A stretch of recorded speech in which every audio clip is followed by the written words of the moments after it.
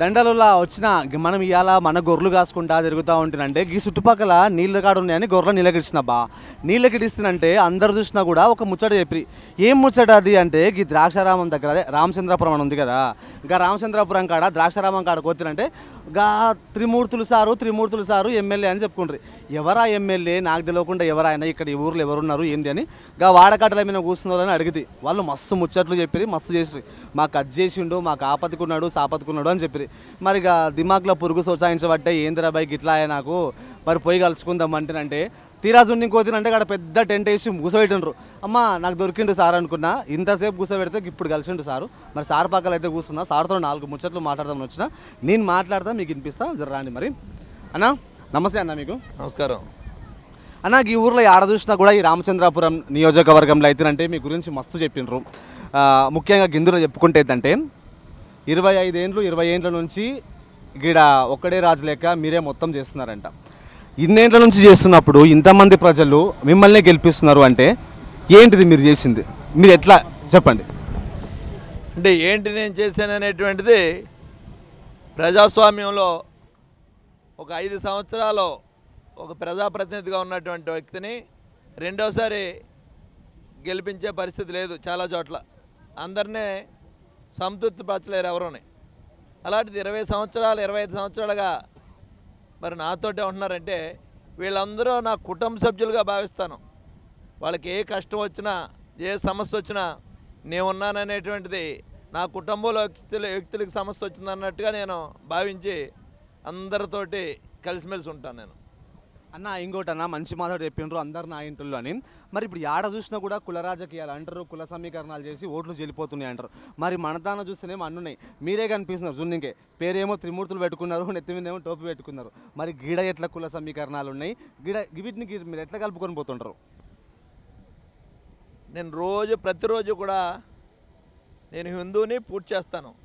కానీ ఇక్కడ ఉన్నటువంటి ముస్లిమ్స్ కానీ, ముస్లిం మైనార్టీసు, క్రిస్టియన్ మైనార్టీసు, బీసీలు, ఎస్సీలు ఎవరైతే ఉన్నారో అందరూ కూడా నాకు కుటుంబ సభ్యులుగానే భావిస్తాను అందరినీ. నేను ఏ సమస్య వచ్చినా ఇక్కడ కులాల మీద రాజకీయాలు చేయాలనేటువంటి ప్రయత్నం చాలా కాలం క్రితం చేసేవారు. అది నమ్మారు 1-2 సార్లు. ప్రజలు అవి నమ్మే పరిస్థితులు లేరు. అందరికీ కూడా మాకు ఓటేసినా ఓటేయకపోయినా ఎమ్మెల్యే గారి దగ్గరికి వెళ్తే నాకు పని జరుగుతుంది, నా సమస్య పరిష్కారం అవుతుంది అనేటువంటి ఒక నమ్మకం. ఓటు వేసిన వాళ్ళకి పని చేస్తాను, ఓటు వేయని వాళ్ళకి పని చేస్తాను. ఓటు వేసేవా లేదా అని నేను అడగను, రేపు ఓటు వేస్తావా లేదా అని కూడా అడగను. నేను పని చేసుకోవటమే నా అవసరం ఉండి వచ్చారు కాబట్టి, వాళ్ళ కష్టంలో ఉన్నారు కాబట్టి వాళ్ళని ఆదుకోవటం అనేటువంటిది నా బాధ్యత. అందుకనే అన్ని కులాలు కూడా అభివృద్ధి కావాలి, మాకు ఈ కుల రాజకీయాలు వద్దనేటువంటి విధంగా చెప్తారు. ఆ అభివృద్ధినే కోరుకుంటారు.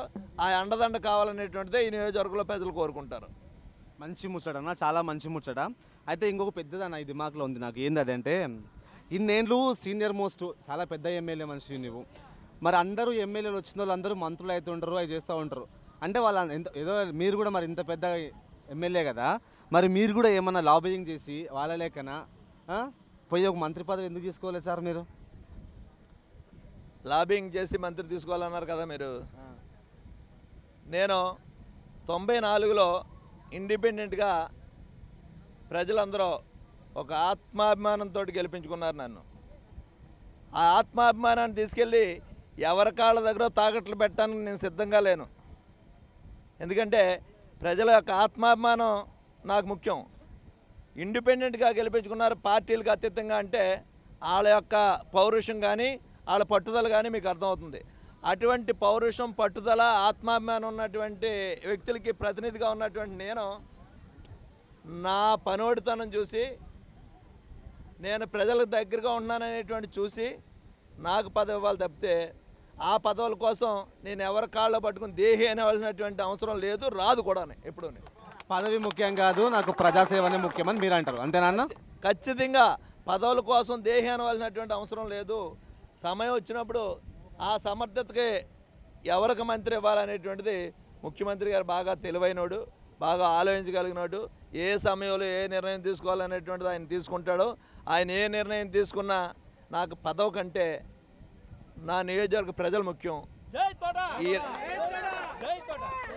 ఈ రాష్ట్రంలో ఉన్నటువంటి చాలామంది మంత్రుల కంటే కూడా నాకు ఎక్కువ గౌరవిస్తారు ఆఫీసర్లు, అధికారులు అందరూ. వాళ్ళ సహకారంతో నేను అభివృద్ధి అనేటువంటి సాధిస్తాను. చాలా మంచి మాట అన్న. ఇంకొక పెద్ద డౌటే, ఏం లేదు, మీరు దోస్తులు, మీకు కావాల్సిన వాళ్ళు కానీ, మీ దోస్తులు కానీ, బంధువులు కానీ అన్ని పార్టీలలో ఉండరంట. ఆ పార్టీ ఈ పార్టీ అన్ని పార్టీలలో ఉన్నారు. మరి మీ మీద కూడా అప్పుడు చెప్పిరు టీవీలో కూడా, మా వాళ్ళు కూడా సారు ఆ పార్టీలోకి పోతున్నాడు, ఈ పార్టీలో కన్ఫర్మ్ అయ్యిండు అని చాలా అంటారు కదా. మరి ఎట్లా వీళ్ళందరితో మీకు ఎట్లాంటి రిలేషన్స్ ఉంటాయి, ఇవన్నీ ఏమంటారు, అసలు ఎందుకు వస్తున్నాయి? పోటీలో ఉన్నటువంటి అన్ని పార్టీలు కూడా నువ్వు మాకు కావాలి అని అంటున్నారంటే నేను వెళ్తున్నానా లేదా అనేటువంటిది అది వేరే విషయం. కావాలని ప్రజలు అన్ని పార్టీలు కోరుతున్నాయంటే దాంట్లోనే అర్థం ఉంది కదా. అందుకని నేను ఏ నిర్ణయం తీసుకున్నా నా నియోజకవర్గ ప్రజల శ్రేయస్సు, నా రామచంద్రపురం అభివృద్ధి ముఖ్యం. నాకు వ్యక్తిగతంగా నా అభిప్రాయం అనేది ఏముండదు. ప్రజలకి ఏది మంచి చేయాలంటే, ఏ పార్టీలో ఉంటే ప్రజలకు మేలు జరుగుతుందో ఆ పార్టీలో ఉండి ప్రజలకు మేలు చేయాలనేటువంటిదే నా ఉద్దేశం. చాలా మంచి మాట అన్న. అయితే మరి ఈసారి మీరు పోటీ చేస్తున్నప్పుడు ఈ రామచంద్రపురం కాన్స్టిట్యున్సీలాకెళ్ళి మీకు దగ్గర ఎవరన్నా గట్టి పోటీ ఇస్తారని ఏమన్నా అనిపిస్తుందా ఈ ప్రచారంలో చూస్తుంటే? మాకు దగ్గర అనేటువంటిది వాళ్ళు ఉండేవాళ్ళు కూడా అసలు మా నియోజకవర్గం వాళ్ళే కాదు, దగ్గర వాళ్ళు కాదు, ఈ నియోజకవర్గానికి సంబంధించిన వాళ్ళు కాదు. ఇక నాకు గట్టి పోటీ ఇస్తారనేటువంటిది నేను ఏ రకంగా అనుకుంటాను, ఏ రకంగా అనుకోవాలి. వీళ్ళందరికీ తెల్లవారితే మా ఎమ్మెల్యే దగ్గరికి వెళ్ళాలనుకుంటారు. ఒక అర్ధగంట టైంలో ఈ నియోజకవర్గంలో మారుమూల గ్రామం నుంచి బయలుదేరినప్పటికీ ఒక అర్ధగంట టైంలో నా ఇంటికి చేరుకుంటారు. ఇప్పుడు ఉన్నటువంటి నాయకుల కోసం వెళ్ళాలంటే ఎన్నికల తర్వాత వీళ్ళు ఎక్కడున్నారని చూసుకోవాలంటే పేపర్లో ప్రకటన ఇవ్వాలి, ఇక్కడ పోటీ చేసిన నాయకులు ఎక్కడున్నారనేటువంటిది. అంతేగాని వాళ్ళ అడ్రస్ వీళ్ళు ఎవరికీ తెలియదు ఎక్కడుంటారో, అది వాళ్ళ పరిస్థితి. చాలా మంచి మాట అన్న. మరి ఇంకొకటి, ఇప్పుడైతేనంటే ఈ జిల్లాలో అంటే మేము ఈ గొర్రెలు కాసుకుంటాం, మేము ఆడ తిరుగుతూ ఉంటేనంటే మాకు వినిపించిన మాటలే ఏంటంటే, ఆయన జగనాల్ సార్ వచ్చిండంటే, మరి సార్ జగనాల్ సార్ గట్టిగా ఇస్తున్నాడు. మళ్ళీ అది కాకుండా ఈ యూత్ పోరాలు ఉంటారు కదా, యూత్ పిల్లలు అందరూ వాళ్ళు కూడా ఆయన సినిమా హీరో పవన్ కళ్యాణ్ వచ్చిండని ఆయనకు సపోర్ట్ చేస్తారు, ఆయనను గెలిపిస్తామని అంటున్నారు. ఆయన కూడా చాలా మాట్లాడుతున్నాడు కదా. మరి ఈసారి మన చంద్రబాబు నాయుడు గారికి ఈ పవన్ కళ్యాణ్ ఓట్లు కానీ ఏమన్నా అడ్డం పడే అవకాశం ఉంటుందా మనకు? అంటే యూత్ అందరూ కూడా చదువుకున్నటువంటి వాళ్ళు, విజ్ఞతతో ఆలోచించేవాళ్ళు. ఈ ఈ నియోజకవర్గ భవిష్యత్తు ఏంటి, ఈ నియోజకవర్గంలో ఎవరికి ఓటేస్తే అంటే వాళ్ళ కోసం వాళ్ళు ఆలోచించరు. నియోజకవర్గ ప్రజలకి మన ఓటు ఎవరికేస్తే న్యాయం జరుగుతుంది, ఎవరికేస్తే మేలు జరుగుతుంది, ఈ కష్టాల్లో ఉన్నటువంటి వాళ్ళని ఆదుకోవాలంటే ఎవరి నాయకత్వం కావాలి అనేటువంటిది ఆలోచిస్తారు తప్పితే విజ్ఞతతో ఆలోచిస్తారో. ఇప్పుడు బయట ఎవరు తిరిగినప్పటికీ సమయం వచ్చినప్పుడు ఈ నియోజకవర్గ ప్రజలను దృష్టిలో పెట్టుకుని, అభివృద్ధిని దృష్టిలో పెట్టుకుని ఎవరికి ఓటేస్తే మంచో అనేటువంటిది వాళ్ళే సరైనటువంటి నిర్ణయం తీసుకుంటారు అనేటువంటి నమ్మకం తప్పితే వాళ్ళు ఏదో అనుకున్నట్టు. నాకున్నటువంటి నా పార్టీలో ఈ యూత్ అందరూ కూడా నాకు 25 ఏళ్ళుగా నాతో ఉంటారు వీళ్ళందరూనే. ఇప్పుడు యూత్ అని మీరు అంటున్నారని ఎవరైతే అంటున్నారో, యూత్ ఎవరికి ఓట్లు రానంత క్రితం, ఓట్లు రానప్పుడే జెండా పట్టుకుని నాతో తిరిగినటువంటి వాళ్ళు వీళ్ళందరూనే.